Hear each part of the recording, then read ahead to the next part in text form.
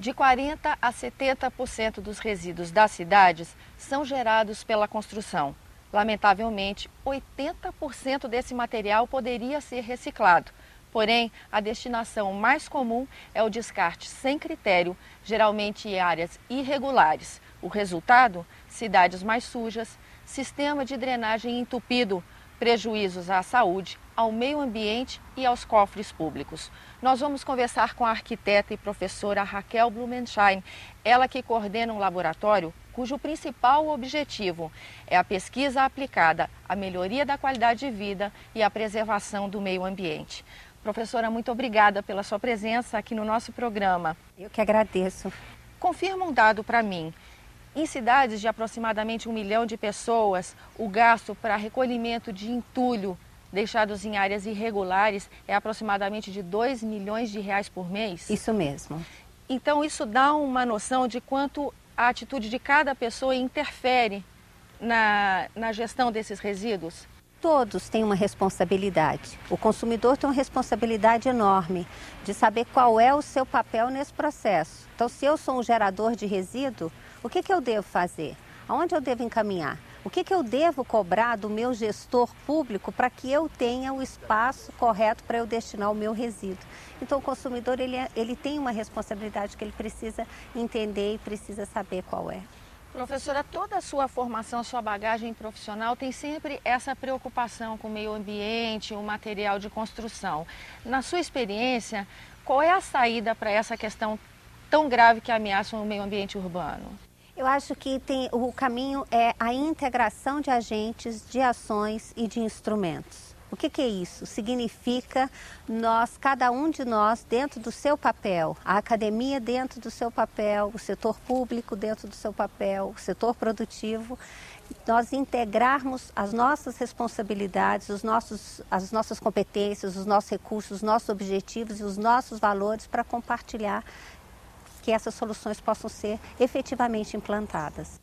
Ao longo da sua carreira, o seu esforço tem sido sempre nesse sentido, né? Nesse sentido. E qual é o tipo de desafio que você encontra para poder agregar essas forças? O primeiro grande desafio é esses agentes assumirem o comprometimento de aprenderem a caminhar juntos. Porque isso é um aprendizado. Quando nós começamos esse trabalho de implantar um modelo que a gente chama de acelerar a mudança de paradigma, de acelerar a mudança, de fazer as coisas de um modo diferente, o nosso grande desafio foi, primeiro, convencer esses agentes que a gente podia trabalhar junto, e que junto nós somos fortes, porque na verdade todos somos um. Então é preciso que cada um desses agentes aprenda primeiro como é que eu compartilho, o que eu posso colocar na mesa, o que cabe a mim, que é a minha responsabilidade e que se eu dividir com o outro vai ficar muito mais fácil. Então esse foi o primeiro desafio. Acho que já aprendemos um pouco, hoje já temos uma rede muito poderosa, né, composta do setor público, do setor produtivo, do terceiro setor, da academia e agora, claro, né, o cidadão. E agora nós estamos indo, uma vez esse aprendizado já esteja de certa forma estabelecido, nós vamos agora para soluções concretas. É preciso que a gente acelere, né, a implementação de soluções completas, seja na gestão de resíduos, seja na construção, na maneira de construir.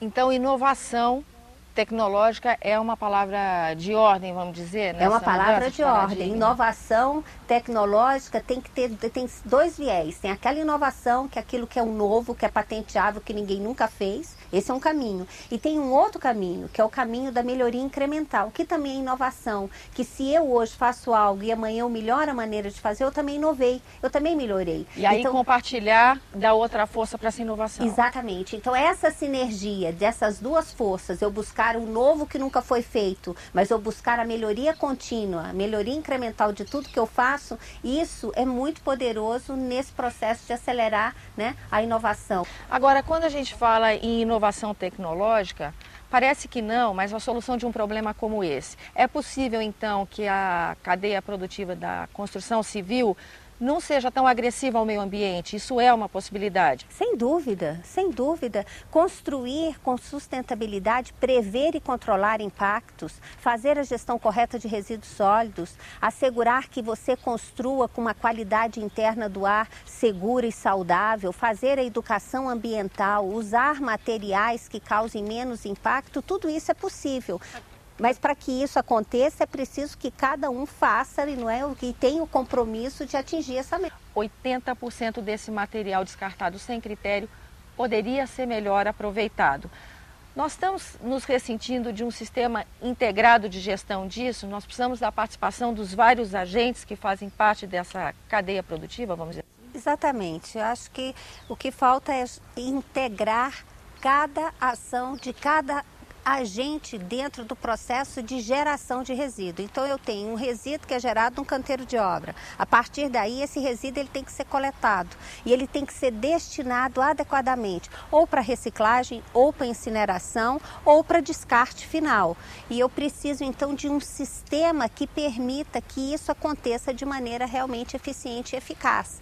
Que acontece hoje? Nós não temos um plano integrado de gestão no Distrito Federal. Então esse resíduo é gerado no canteiro de obra e ele vai, em grande parte, para áreas clandestinas ou para uma área que inclusive ainda não é licenciada, que é o lixão e que não é reciclado. Então é um grande desperdício de material e é um grande desperdício de uma oportunidade de sermos sustentáveis. E o seu trabalho no laboratório, nesse laboratório LACIS que nós mencionamos, é justamente a transformação dessa realidade.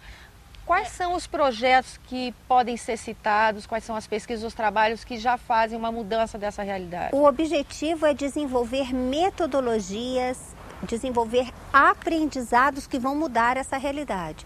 Então tem um trabalho que vem sendo desenvolvido com a cadeia produtiva da indústria da construção, com o Sindicato da Indústria da Construção do Distrito Federal, Sinduscon, e também com a Câmara Brasileira da Indústria da Construção, onde nós, junto com essas empresas construtoras, desenvolvemos uma metodologia de fazer essa gestão adequada dentro do canteiro de obra, seja para atender a legislação da Resolução 307 do CONAMA, seja para atender uma certificação de construção sustentável.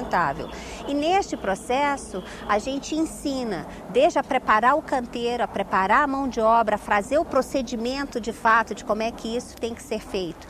E isso só não conseguiu avançar e disseminar porque nós não temos do outro lado o setor público fazendo a sua tarefa de casa. Ou seja, hoje nós não temos ainda locais que recebam esse material separado. Nós tiramos, por exemplo, 80% de resíduos de uma obra pode ser reciclada, 60% são os resíduos classe A, resto de concreto, resto de argamassa, resto de tijolo. Esse material, se eu tiro ele limpo, no Distrito Federal eu tenho apenas um único local que eu possa encaminhá-lo. Então é preciso que a gente tenha tanto a própria cadeia produtiva de resíduos sólidos, né?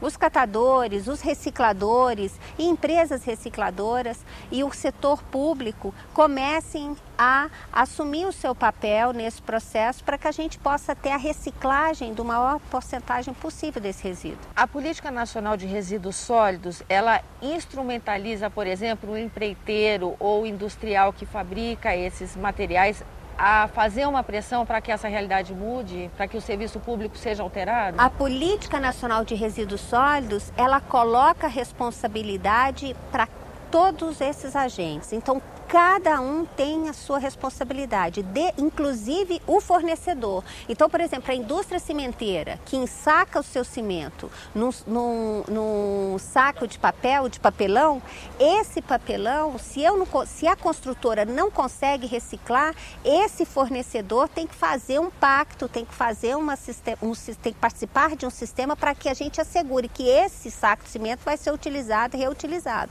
Então, a Política Nacional de Resíduos Sólidos com a logística reversa, ou seja, é preciso que você ande para trás de onde esse resíduo foi gerado, a partir do momento, né, que a gente chama da análise de ciclo de vida desse produto, em toda a sua totalidade, inclusive da sua embalagem. Então, de onde vem esse saco de cimento? Quem gerou esse saco de cimento? Quem propôs esse saco de cimento? E eu, como consumidor, fui lá, comprei esse saco de cimento, eu tenho que ter o setor público que me ajude a destinar esse saco de cimento, ou senão, esse fornecedor tem que compartilhar comigo essa responsabilidade. Então, a Política Nacional de Resíduos Sólidos, ela exige esse compartilhamento. Ela é difícil porque, de certa maneira, você pode falar, nossa, quem é responsável? É meio difuso. Não, o que precisa agora são os acordos, né, setoriais para que cada agente assuma a sua responsabilidade.